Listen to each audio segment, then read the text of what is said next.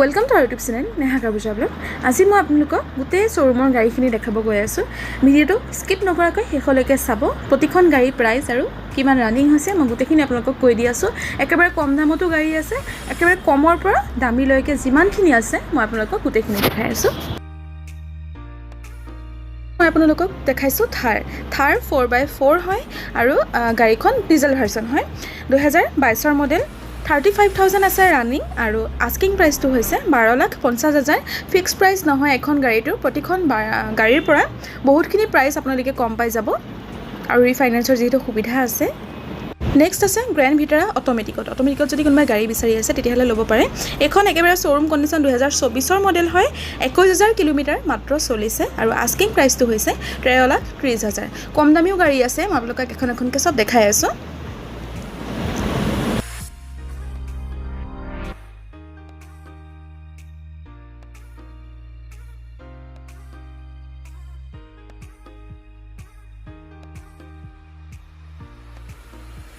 এখন আছে Toyota Innova Crysta 36,000 আছে ৰানিং 2.4 ভি মডেল হয়। কন্ডিশনটো বহুত বেছি ভাল হৈ আছে যেহেতু ৰানিংটো কম আছে।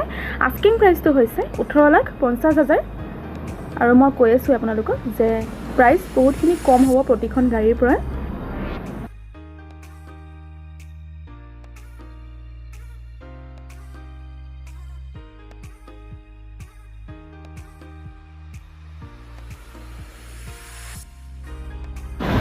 আপোনালোকে যদি ব্ল্যাক কালাৰত গাড়ী বিচাৰি আছে তেতিয়াহলে এখন চাওক।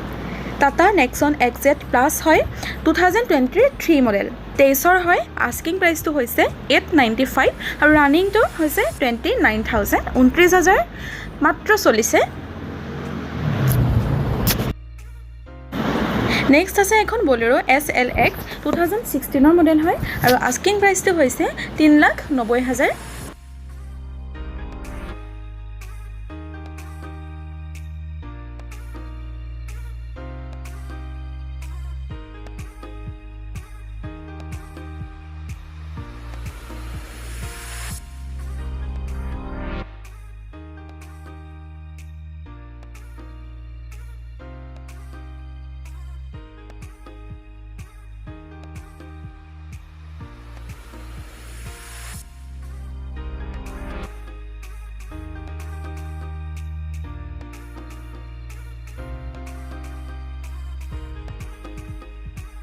এখন আছে XUV 300 W8 অপশনাল 33,000 আছে ৰানিং আৰু আস্কিং প্ৰাইসটো হৈছে 795। সানৰুফ পাই যাব আপোনালোকে গাড়ীখনত আৰু প্ৰাইসটো কম আছে।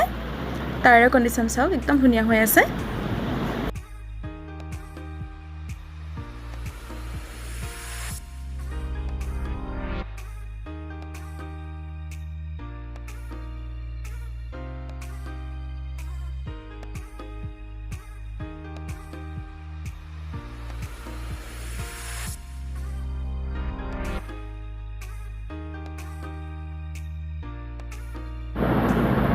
এখন আছে WagonR ZXi 1.2 আস্কিং প্ৰাইসটো হৈছে 5,60,000 আৰু 2020 মডেল হয় 25,000 মাত্ৰ ৰানিং হৈছে। ৰানিংটো একেবাৰে কম। WagonR আৰু যদি লাগে আপোনালোকক পাই যাব। 2023 মডেলো আছে, 2015 চনৰো আছে।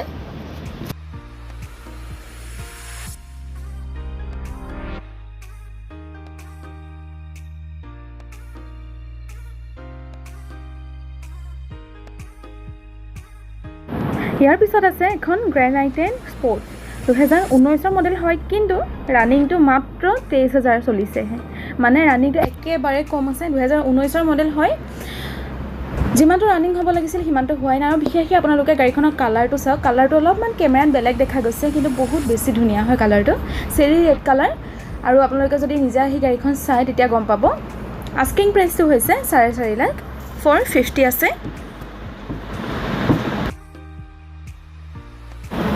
ইয়াৰ পিছত আছে এখন 2023 এল্টো কিটেন VXi হয়। ৰানিংটো মাত্ৰ 22,000 হৈছে আৰু আস্কিং প্ৰাইসটো হৈছে 4,60,000। প্ৰাইস ইয়াৰ পৰাটো আৰু কমিবই। এখন আছে এস্প্ৰেছো 2022 মডেল হয়। ৰানিংটো মাত্ৰ 23,000 হৈছে আৰু আস্কিং প্ৰাইসটো হৈছে 445 4,45,000।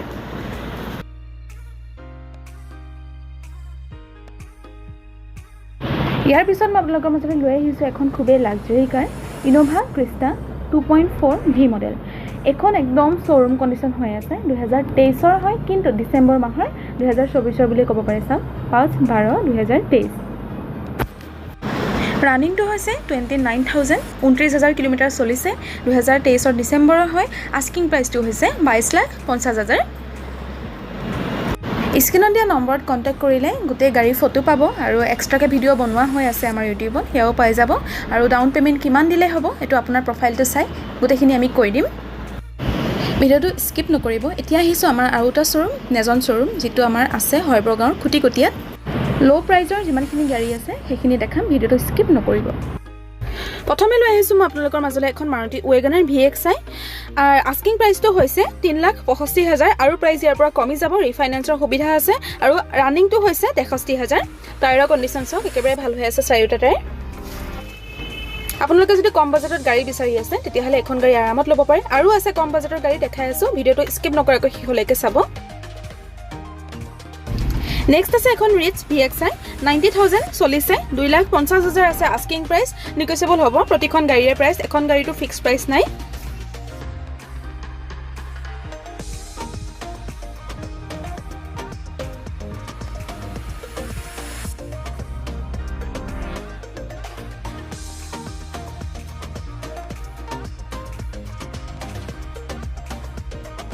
ইয়াৰ পিছত আছে এখন ট্ৰাইবাৰ ৰেনাল্টৰ হয়, 2022 চনৰ 52,000 আছে ৰানিং আৰু আস্কিং প্ৰাইচটো হৈছে 4,65,000।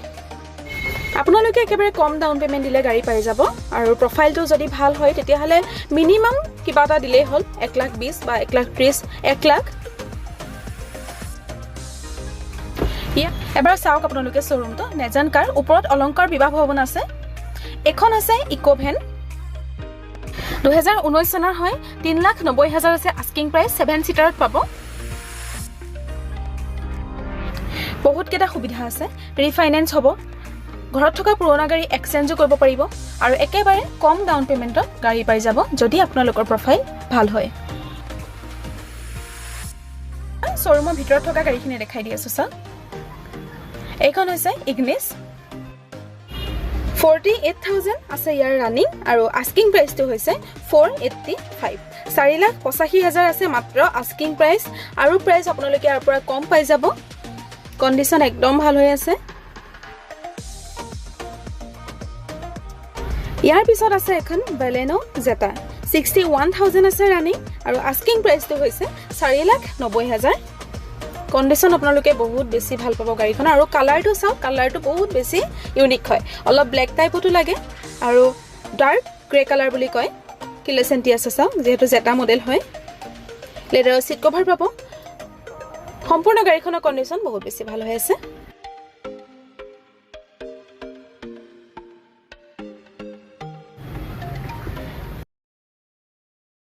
এইখন আছে চেলেৰিঅ' ZXI 2023 মডেল হয়, 2023 মডেল হয়, 33,000 আছে ৰানিং আৰু আস্কিং প্ৰাইচটো হৈছে 5,55,000 আৰু প্ৰাইচ কমিবই।